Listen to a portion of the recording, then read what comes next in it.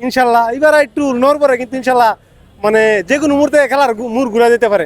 একবার যদি team condition ভালো হয়ে যায়, একটা ম্যাচে যদি ভালো হয়ে যায়, তে আর ব্রাজিলকে কেউ এই টক্কর দিতে পারবে না।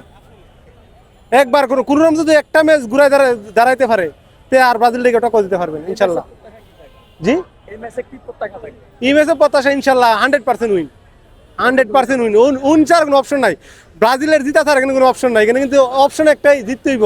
তারপর আবার 4 থেকে 5 গোল, রোনাল্ডো নিজে বলছে, রোনাল্ডো নাজারেও নিজে বলছে যে মিনিমাম 4 থেকে 5 গোলে ব্রাজিলটা জিততে হইব এই ম্যাচটা অত্যন্ত।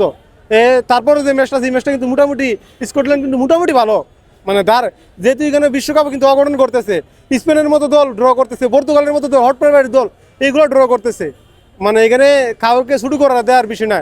তো আজকে সকালের ম্যাচটা মানে অবশ্যই জিততে হইব, মানে জিতা ছাড়া কোনো অপশন নাই।